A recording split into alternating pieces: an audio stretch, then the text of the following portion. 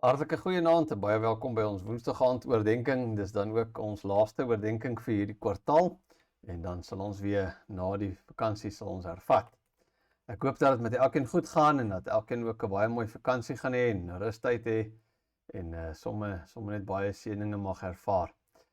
Ons is vanaand by Psalm 131 en dis 'n lekker kort psalm, maar voordat ons hom lees en daaroor dink, kom ons bid saam.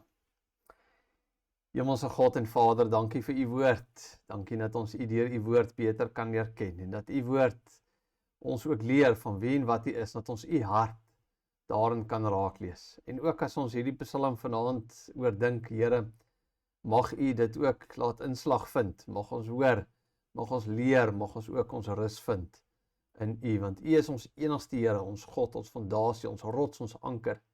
Daar is geen ander God nie behalwe u. En daarom kom ons na u toe in nederigheid, maar ook in die wete dat ons u kinders is, om Christus ontwil. Amen. Lees gerus saam met my, Psalm 131, 'n pelgrimslied van Dawid. Selfverheffing en hoogmoed is daar nie by my nie, Here. Ek maak my nie besorgd oor groot dinge nie, dinge wat bo my vermoë is. Ek het rus en kalmte gevind. Soos 'n kindjie wat by sy moeder tevredenheid gevind het, so het ek tevredenheid gevind. Wag op die Here, Israel, nou en vir altyd. As mens net daai in die middel van vers 2 kyk, soos 'n kindjie, en mens gaan lees van 'n bietjie in 'n ander vertaling, dan praat hulle van 'n gespeende kind. Nee, is nogals belangrik, soos 'n gespeende kind. Ons sal net nou daarby kom. Nou goed, vanaand se oordenking is eintlik vir ons wat voel die lewe is net een groot gejaag. Of miskien van ons wat bietjie onvergenoegd is met ons omstandighede. Miskien vir die van ons wat voel, ons word gelewe, ons lewe nie self nie. Nee, ons het beheer verloor, ons lewenspad is nie gelyk nie. En dan moet ons tog besef dat as ons dit ervaar en dit dink, dat ons nie die enigste een is nie. Nee, dwars deur die geskiedenis worstel die mense eintlik al met hierdie vrae en hierdie ervarings. Die Prediker byvoorbeeld skryf ook, hy begin ook om sommer te sê, dat die lewe is een groot gejaag na wind. Nou lyk dit, as ons Psalm 130 lees, asof daar ergens in Dawid se lewe ook 'n tyd van onrus was. Nou, ons weet nie presies waarvan Dawid praat nie. Ons weet, hy het maar verskeie tye in sy lewe onrustigheid gehad. Oorlog, of toe hy vir Saul moes vlug, later toe hy vir sy seun moes vlug, die hele gebeurtenis rondom Batseba en dies meer. So daar's 'n klomp tye in sy lewe wat hy hierdie branders in sy lewe gehad het. Nee, die spesifieke omstandighede rondom hierdie psalm is onbekend. Dit is natuurlik ook nog nie so belangrik nie. Ek dink dis nie nodig dat ons noodwendig die agtergrond weet nie. Party verklaarders sê mens moet hierdie psalm lees saam met Psalm 130, want Psalm 130 het hy hierdie uitroep vanuit die dieptes na die Here. So hoe ook al sy, daar was een of ander situasie en nou skryf Dawid hierdie psalm, want hy sê hy het nou rus en kalmte gevind. Nee, sy lewe het gelyk geword, skryf hy letterlik uit. Hy vaar uit die stormwaters uit. Dit is asof hy by hierdie lewenservaring van bietjie skoolgeld betaal het en 'n klomp dinge ervaar het. Maar ook al, hy sê hy's nou soos 'n jong kind by sy ma. Nee, dis 'n mooi beeld om iets van daai rus en daai kalmte en daai tevredenheid, daai bedaar, daai stil word te beskryf. So, wat sy omstandighede was, dit weet ons nie. Wat ons wel weet is wat hy vir ons vertel, hoe hy uit dit uitgekom het. Nee, dis deur die Here se genadige beskikking in die woord opgeneem. En dan kan ons dit natuurlik ook toepas op ons eie lewe en bietjie daaruit leer. Nou die eerste en die belangrikste is dat die digter sy rus en sy kalmte by die Here gevind het. Hy roep aan die einde van die psalm ook die volk op om hulle vertroue op die Here te stel, nie om op hom te wag, om hulle oog op hom gerig te hou. En dan daai beeld van 'n ma om iets van die liefdevolheid en die versorging van die Here te beklemtoon. Dit wat 'n kindjie by sy ma kry, dit kry hy by die Here. En net soos wat 'n kind met groot vertroue na sy of haar ma toe kan gaan, so kan ons as gelowiges ook met groot vertroue en daai rus en daai vrede in ons Here vind. Ek kan dink maar net jouself aan hoe 'n kindjie miskien weghardloop of iets wat hy verbang is, dalk miskien in die donker van die kamer of wat ook al, en dan wanneer hy by sy ma kom, dan is die trane afgedroog, daar's warmte en daar's sorg. En so is die Here nog altyd gewees. Die Here, die geskiedenis hoe die Here met Israel, die volk, die pad stap, selfs Dawid sy eie persoonlike geskiedenis, getuig daarvan. Hy is immers die een wat by die paradys al ingegryp het, en beloof het, daar gaan iemand kom, wat die slang se kop gaan kom vermorsel. Dis hy, wat Noag gered het. Dink maar net aan die uittog van Israel uit Egipte uit. Hoeveel keer het hy nie vir hulle voorsien daar in die woestyn nie? Toe hulle vasgekeer was by die Rooi See, toe hulle kos en water opgeraak het. Is dit nie ook ons Here Jesus wat gesê het, kom na my toe, almal wat dors het, kom na die waters toe, kom, sonder geld, kom koop en eet, ja, kom koop, sonder om te betaal, wyn en melk. Kom na my toe, dat julle gered kan word, almal op die aarde. Ek is geen God, daar is geen ander nie. Dit lees ons ook in Jesaja 45. Dis dieselfde God wat deur Christus redding vir ons as mense kom betaal. Dit kom moontlik maak. Hy kom bring ons weer in kontak met hom. Hy maak die onmoontlike maak hy moontlik, dat 'n sondige mens sy toevlug tot ons Here kan neem. En daarom kan ons in Jesus Christus ook 'n anker vind, nie 'n hawe waar ons kan invaar om net weer so 'n bietjie vol te tank. God is vir ons daai toevlug, hy skuiling in Christus. Ook iets van die onsigbare wat sigbaar word. Daar's hoop. Daar's vrede en troos in Christus. En dan kom Jesus self ook en dan praat hy self ook en sê maar sy las is lig en sy juk is sag. Die prediker se antwoord op die moedelose en sinlose lewe, sê hy, is om in die vrees van die Here te lewe. Dis Ou Testamentiese taal om te sê in 'n verhouding met die Here en sy gebooie te gehoorsaam. Die psalmdigters leer ons dat dis te vergeefs dat mens vroeg gaan slaap en laat of vroeg opstaan en laat gaan slaap en met moeite bestaan maak want die Here gee dit vir ons in ons slaap. Jesus leer ons hoef ons nie te bekommer oor kos en klere nie. Ons kan eers die koninkryk van God soek en dan sal hy die res vir ons toevoeg. Paulus leer dat ons in ons besorgdheid en gebed en smekinge met danksegging na die Here toe moet neem. Wie op die Here vertrou, leer die psalms ons weet, ons lewe is nie in ons eie hande nie. Ons die hemelse Vader wat vir ons sorg. En hierin lê Dawid se oplossing, om met vertroue na jou omstandighede te kyk. Dat ons lewe hoef nie 'n gejaag na wind te wees nie. Die onmoontlike kan moontlik word. Dit is tog wat ons glo.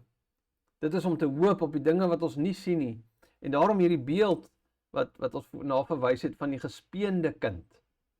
Nou 'n gespeende kind beteken, hy's gespeen beteken is 'n kind wat nou kan klaarkom sonder 'n moedersmelk. Met ander woorde iets wat vir daai kind voorheen onmoontlik gelyk het, om sonder sy ma se voeding te kan oorleef.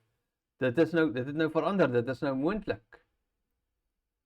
Hy kan nou voortgaan sonder daai moedersmelk. Hy is gespeen, hy het geleer om daar sonder klaar te kom. Die onmoontlike word 'n werklikheid.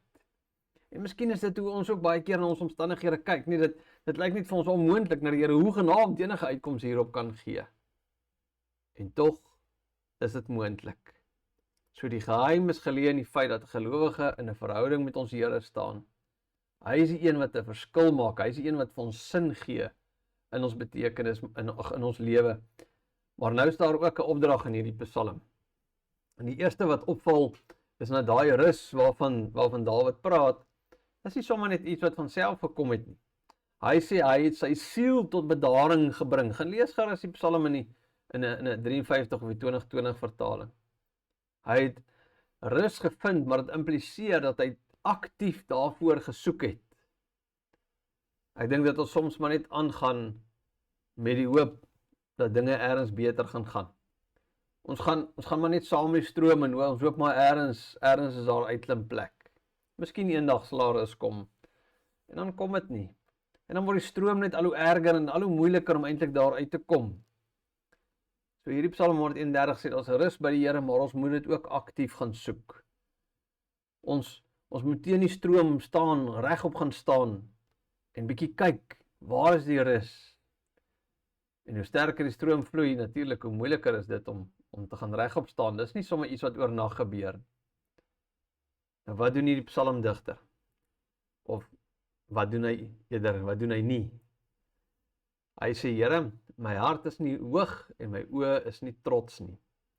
Ek wandel nie in dinge wat vir my te groot en te wonderbaar is nie. Daar is eintlik so 'n bietjie van 3 dinge te sprake, maar eintlik kom dit op een ding neer, en dit is hoogmoed. Ek dink hoogmoed is sekerlik die groot sondebok in ons onrus en ons onvergenoegdheid. Hoogmoed het te doen met die hart en die oog. Nee, dis 'n innerlike ingesteldheid wat uitkom in uiterlike gedrag. Dit kom vanuit 'n hart waar ons as mense meer dink van onsself as wat ons behoort. Hoogmoed is 'n lewe waar ek in die middelpunt van my eie lewe staan en my besluite en my welvaart en my alles die grootste rol speel. En alles wat ek dan doen, gaan om vanuit daai plek net nog hoër en nog hoër en nog hoër te kan styg. Hy kan nie dink dat mense van hom minder dink as wat hy van homself dink nie. Dis iemand wat verlief is op sy eie skaduwee. Ja, iemand wat van in die hoogte op ander neerkyk en met jaloesie kyk na hulle wat bo hom is of haar is.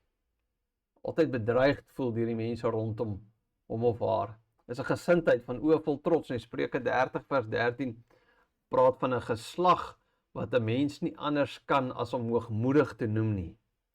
Iemand wat trots is in sy eie oë en sy ooglede optrek. Iemand wat daarvan hou om sy eie prestasies op te blaas, sodat ander mense dit kan sien. En nou, dis die probleem, leer hierdie Psalm ons, dat wanneer mens so lewe, dan gaan mens nie rus vind nie. En tog is het interessant dat hoogmoed juist een van die dinge beskryf word wat die Here haat. En daarom lê die antwoord eerder in 'n hart van nederigheid. Die antwoord lê in 'n navolging van Christus wat homself verneder het deur die gestalte van 'n slaaf aan te neem.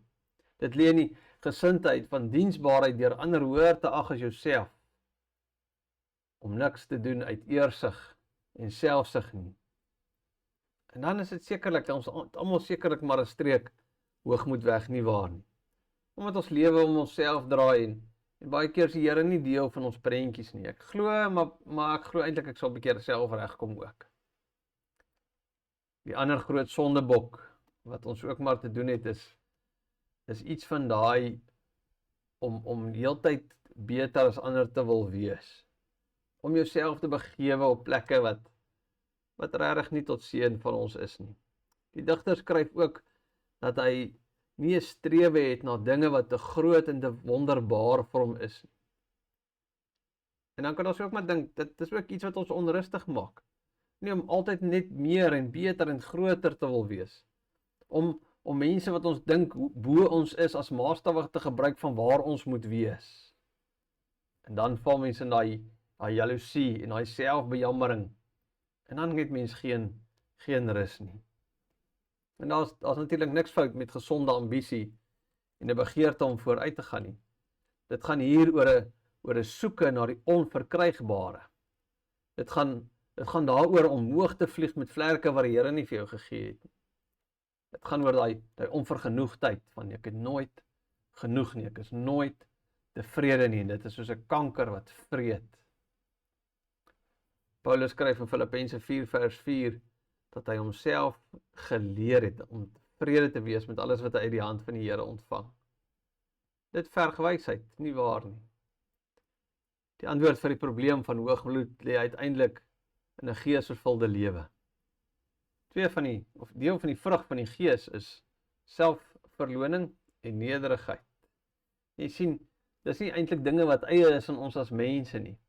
En daarom na die Here wêreld, al die ekonomieë word eintlik voortgedryf deur hierdie onvergenoegdheid. Terwyl om tevrede te wees is iets wat die Heilige Gees in ons werk is, iets wat ons ook aktief moet soek. So daarom, miskien moet ek en jy 'n bietjie kyk na ons lewe en op 'n stadium net sê, weet wat, ek moet bietjie uitklim uit my hoogmoedigheid uitklim uit hierdie gejaag na wind. Ek moet vry word van die bande van ongesonde ambisie, van daai absolute gejaag en gehardloop na goeders wat in elk geval nie vir my rus gee nie. En dan, as ek dit reg kry om dit te onderdruk en dit bietjie een kant toe te skuif, dan kan ek dit vervang om te sê, wie wat, ek vind my rus en my tevredenheid by my Here, soos 'n gespeende kind by sy ma. Amen. Kom ons bid. Here, U ken ons elkeen se gejaag, U ken ons elkeen se besige lewe, U ken ons elkeen se worstelinge met al die dinge wat ons ook so te neergedruk maak en onvergenoegd maak, wat maak dat ons nie rus het nie. En daarom, o Vader, mag U deur die Gees ook in ons harte werk, dat ons rus by Christus aktief gaan soek, dat dit deel sal wees van ons daaglikse program. Ja, mag ons by sy voete gaan sit. Mag ons bewaar word daarvan, o Here, om te verval in 'n sinlose bestaan van 'n gejaag na wind. Wil U ons nader trek aan U? Ja, want by U alleen is die juk sag en die las lig. Amen. Ek hoop julle het 'n heerlike aand, 'n pragtige week en 'n mooi vakansie verder. Groetnis.